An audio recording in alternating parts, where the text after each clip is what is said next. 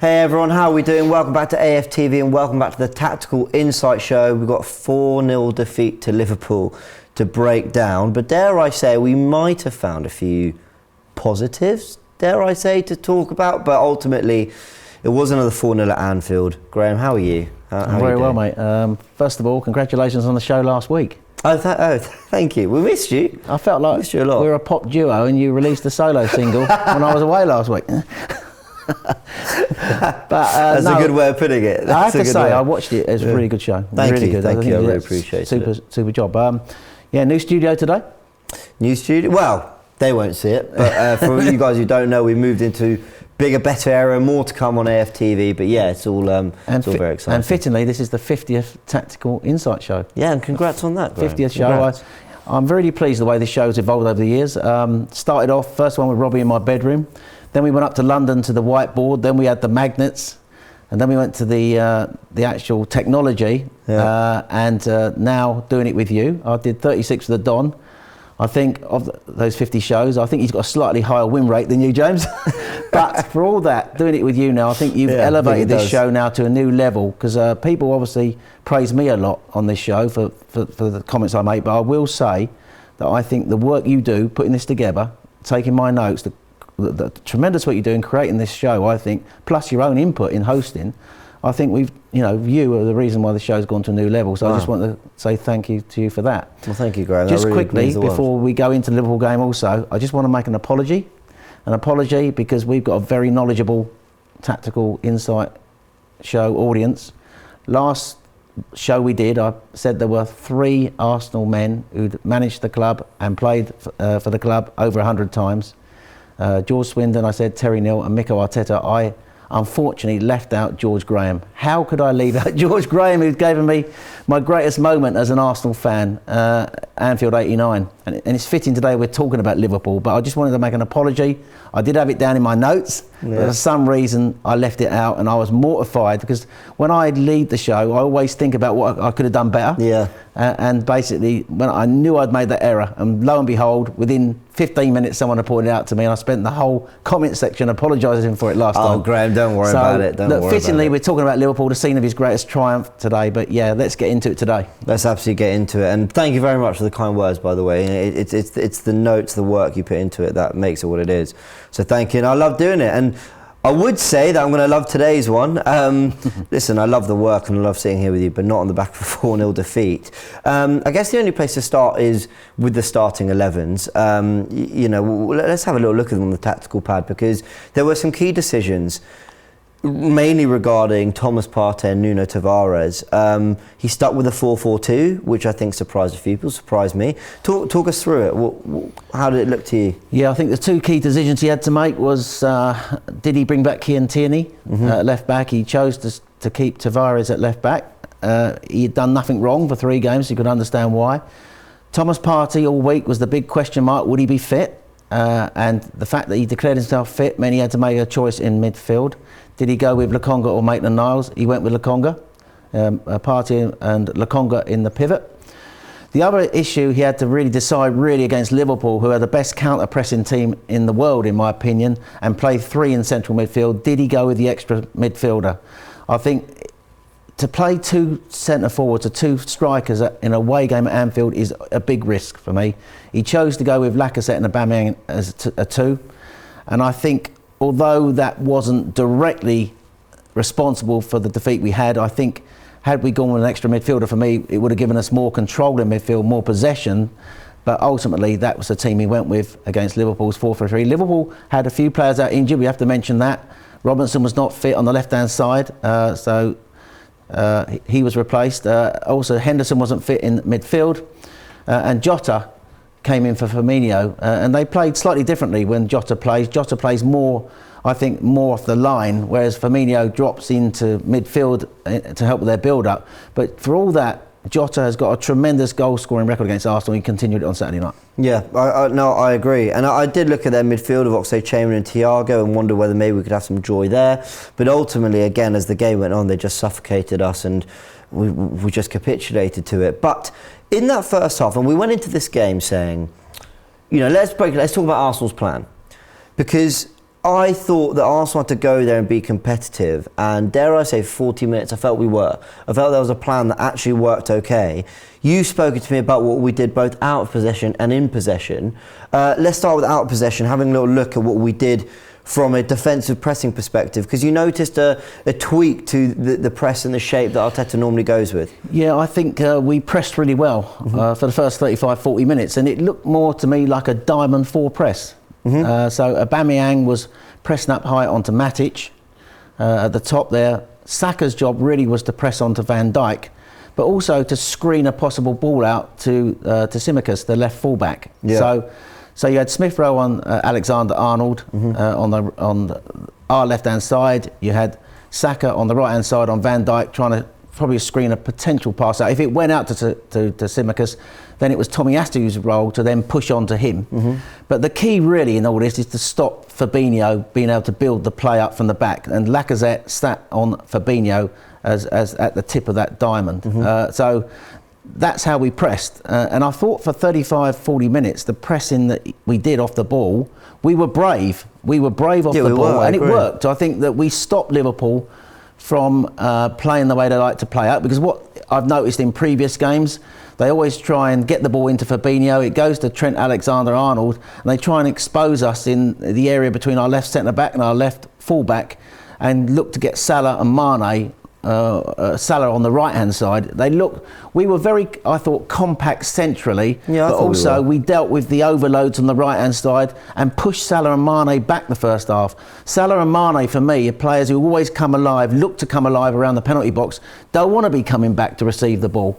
So a lot in that first half, I thought. We were compact centrally, the press was really good.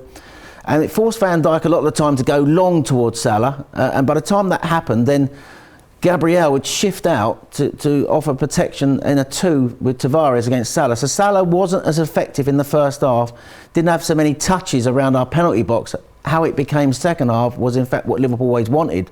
It became stretched the way they wanted it. But I thought the first half, the way we've capitulated there in the past with wide spaces between our midfield and our defence, the way he set up, started with the press at the front, the way we managed that game the first 35 minutes, also offering a threat going forward that we're going to talk about, meant that Liverpool couldn't quite build up in their normal way. They like to build up in a 2-3-5, but they often in the first half kept 5 back, I thought, because they respected the way that we were playing, and I thought we handled it off the ball really well. But that was our shape, a diamond mid, like a diamond press with Aubameyang at the front of it, Lacazette on Fabinho, Saka and Smith Rowe out wide, and the whole objective of it is to stop Thiago and Fabinho getting the ball quickly to their front players. Yeah, I agree. And actually, what's crazy is I know Tavares was obviously at fault for the second goal. I know we conceded 4 at Anfield. I know we started to capitulate, but I was really happy with some of the defenders in their individual duels in these games. You know, I wondered how Tavares would fare against Salah, and actually defensively I thought he did well. It was actually more on the ball that he ended up costing us, because I mean I've looked at the numbers. Salah only won 10% of his duels all game. I think that's 1 out of 10. Well, as in it was actually 1 out of 10. I'm not just telling you what 10% is. Nuno Tavares won 80% of his duels. Ben White, I think 7 aerial duels, something like that, or 7 duels, I can't remember. Gabriel, 5 tackles, and yeah, he was really up for the one-on-one fight with Salah when he did come in field. I felt they did okay. It was more that the last half hour kind of ruined the good work of certainly the first 40 minutes, but even the first 15, while we weren't as good, we were kind of handling it a little bit better. But there was a plan on the ball as well. Talk us through that, because again, we've illustrated it here on the tactical pad. Ramsdale's got the ball, and there was an intent to stick to our principles, as we've seen over this season under Arteta. Yeah, it was very risky, though, I think, in my opinion, to continually build up in this way. I think what we tended to do first half was we wanted to play out, so you would have Gabriel and White splitting in the penalty box when Ramsdale had the ball. The fullbacks this time were more over on the sides. So you had Tomiyasu on the right, Tavares on the left. So the way Liverpool press, Liverpool don't press like Man City and other top teams. They are brilliant at it, but they pounce. They wait for mistakes, and that's ultimately what happened second half. But I thought in the first half, what we were doing quite cleverly was we were moving the ball out to the left quite a lot. Yeah, let's show it here. So Ramsdale's distributing out to Gabriel. Yeah, Gabriel will play it to Tavares. And the whole of what Liverpool tend to do a lot of their, when they press, they tend to shuttle across to one side.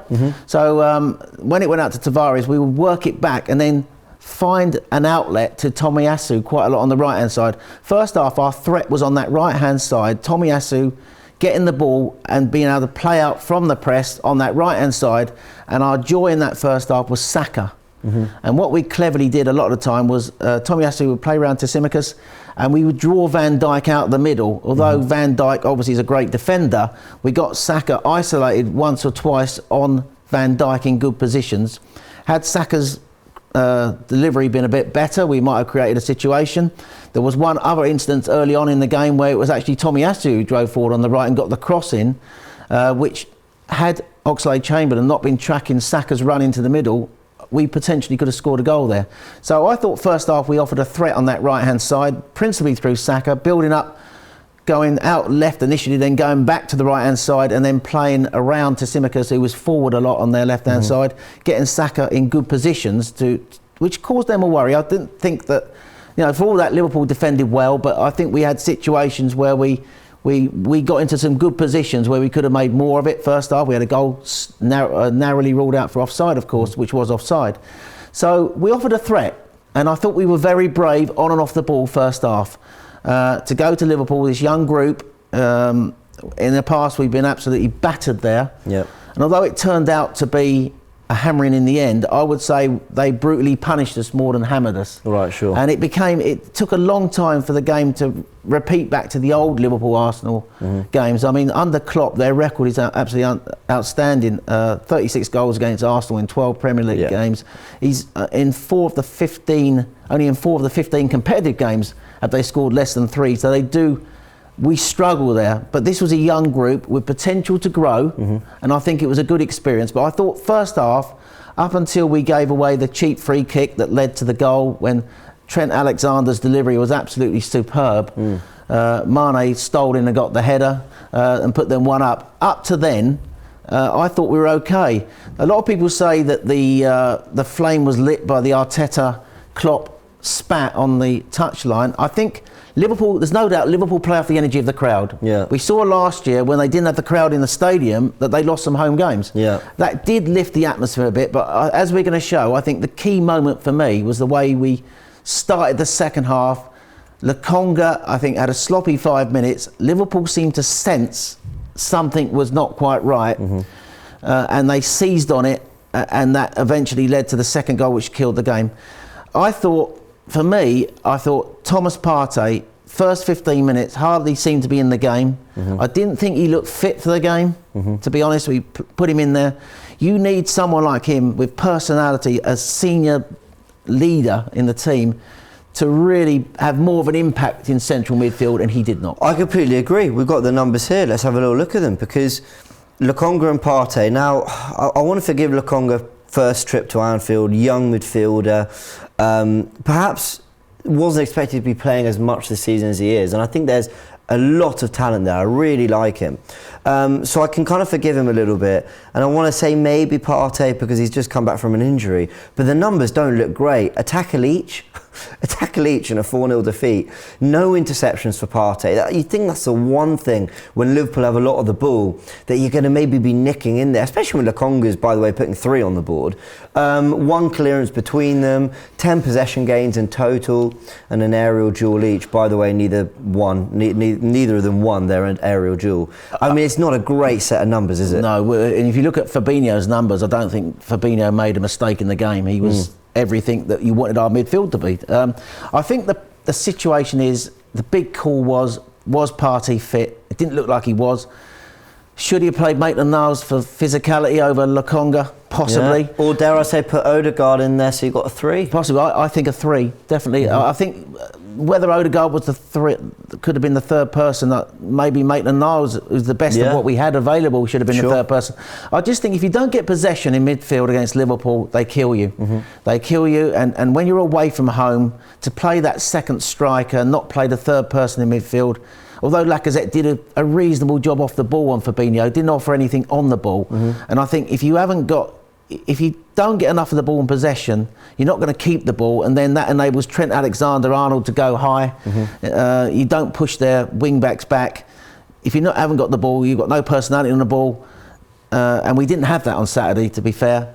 Slowly but surely they wore us down, and their midfield took over. Yeah, absolutely. Now, it's easy for us to sit here and talk about what went wrong, what we could have, should have done, all that. But we have actually done some digging into the numbers in terms of actually where Liverpool have been caused problems, what Arsenal can learn from this, what we can do going forward. Now, you made a really good point to me. And when you said it, I thought, I've got to look into this. You talked about West Ham and Brentford having two really physical forwards up front. Now, I'm going to say this now to camera. I'm not blaming Pierre-Emerick Aubameyang for the 4-0 defeat. I love Aubameyang, what a servant he's been to the club. However, I think we can all agree we still need a little more from our strikers, and it can set the tone when you've got a more functional attack, and that does start with Aubameyang, who, let's also remind everyone, is our most experienced and our captain, you know, in terms of who he is as a player to this squad. You made this point about Tony and Antonio, who caused Liverpool mayhem in those games. Liverpool's conceded 6 goals in games against West Ham and Brentford. Yeah, I looked at the teams who have done well against Liverpool recently. The teams that have done well against them are Brentford, West Ham, Man City and Brighton. Yeah. Man City will always be competitive against Liverpool because they're a top quality side themselves. They played with a false 9 against Liverpool. So did Brighton, funny enough. Trossard was almost like a false 9.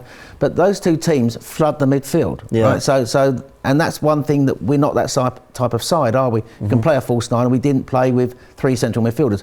But for all that, West Ham and Brentford were the teams recently who have caused Liverpool real problems. West Ham's physicality, the way they bullied them at the London Road Stadium, Antonio with his physical strength, and also from corners, the way they scored their goals, Liverpool showed a soft underbelly there for me against a physical team. I think the next part of progression really for Arteta, if he wants to play from the back to build up in this way, incredibly risky against Liverpool. But the one thing he didn't have, I think, was the opportunity of when we had the ball and we were playing out to go long, to get a centre forward, a real physical, tall guy who's mobile, to be able to sort of like take the ball down and resist pressure and be able to bring in Smith Rowe and Saka into wide areas. And if we're going to be able to go to the next level, if we want to play out this way and build up this way, that's, I think, what this team lacks at the moment. And I noticed in the game against Brentford, Tony was extremely good, as was Antonio. Have you got the numbers? Yeah, I've got the numbers. Let's have a little look at them. I had to do the digging on this because you made the point. And I mean, look, I've got what we've got down the right here is the average. Antonio and Tony's numbers put together, divided by 2, we've got the average of their numbers against Liverpool. But look, 7 duels for Aubameyang to their 19.5 that Tony and Antonio averaged in that game. A better win percentage, 10 more aerial duels on average, more touches, and not by a lot, but a few more touches in the box as well. It just tells you everything, doesn't it? It just tells you that not only... This is why strikers are so important, especially when you're playing against a team like Liverpool. If you, and it's not just strikers, I think it's also what we offer as an attacking collective. If we are a threat, Liverpool's defenders just have a second thought about whether they want to press and step up and make that interception, or whether they want to sit that 10 yards further forward. It asks them a question, and that in itself derails the Liverpool press. I think after a first half where we huffed and puffed, we worked hard, we were quite compact, we created a few little openings here and there. I think they thought that's all Arsenal really have. It's almost like they went the first 6 rounds of a boxing match, took a few hits and thought, there's nothing in this. Let's go again, let's really impose ourselves. And then at that point we capitulated. And this is why I think it's not just about the defence. I actually think if I'm to grade almost the sections of the pitch, our defence and the goalkeeper were better than our midfield and attack, despite the 4 goals conceded. And I think that's a disappointment. And the numbers with with Oba versus Tony Antonio really highlight what we were missing. I think for me, I think that's what I think. I think our team at the moment lacks a real central midfield presence. Slightly disappointed with Thomas Partey. He couldn't really impose his personality on the game Saturday night for whatever reason, whether he was fit or not.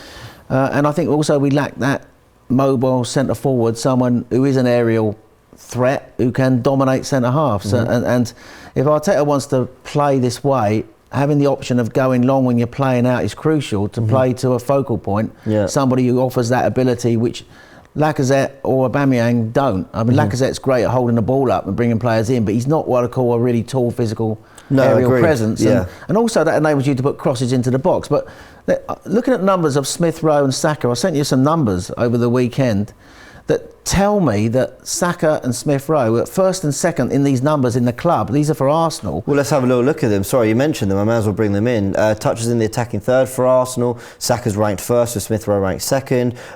Successful dribbles. Smith Rowe's 22. 22 for the season, Saka 13. Successful carries, both well in near the 350. Progressive distance as well, 1,500 yards for Smith Rowe. I mean, they're good numbers. They're good numbers. They are good numbers. You're absolutely right. But for all that, on Saturday night, at the start of the programme on Sky, they show how we struggle from open play. Yeah.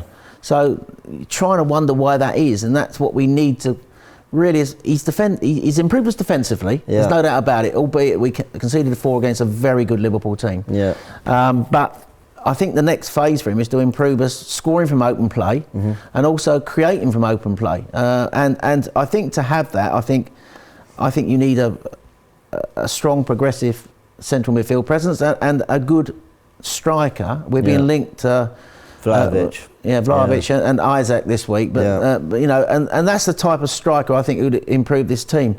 When you got Smith Rowe and Saka offering that in those numbers, you can see that if they had someone to work off who could sort of like get us high up the pitch and cause a threat to teams or to push teams back in that way, how we would improve as a team. Yeah, I completely agree. All right, guys, we've come towards the end of the show. We do always like to leave it with a question. What's your big question? I think we can discuss in the comment section with everyone. What do we take from this? I think what we take from this overall was, although we ended up getting battered at Anfield, you could argue, I didn't think this was the normal battering. I think we were brutally punished, right? I thought for 40 minutes we were competitive in the game. We gave away a free kick and they scored. Second half, they upped their intensity in their pressing. They seized on that moment, the second half, where I thought we were one down, Lokonga was trying to force it a bit more. Yeah. Got sloppy a couple of times, had a very bad 5 minutes. Yeah. And I think Liverpool sensed then that they could get at us. And then one thing Liverpool are really good at, they're ruthless. And if you notice, a lot of all their goals are scored in the penalty box. Yeah. That tells you that they seize on mistakes. And Salah and Mane are a different beast when they get around the penalty box. First half, we forced them away from the box more and forced them to go long more, and we were compact and we defended their overloads really well. Yeah. So I thought there was encouraging signs. The result might have been the same. The performance for long periods wasn't the same, and I think that's the positive we can take.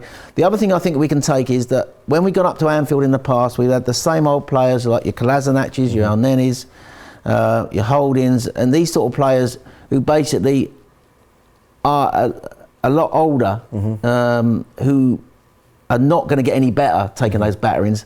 I think you can say with a young group, you know, they've still got, they can improve, and I think that's what I took out of it. In the end, I expected not to win the game. Yeah. I hoped that we would be competitive in the game, but I took out of that basically there was some encouragement Saturday, even in a heavy defeat.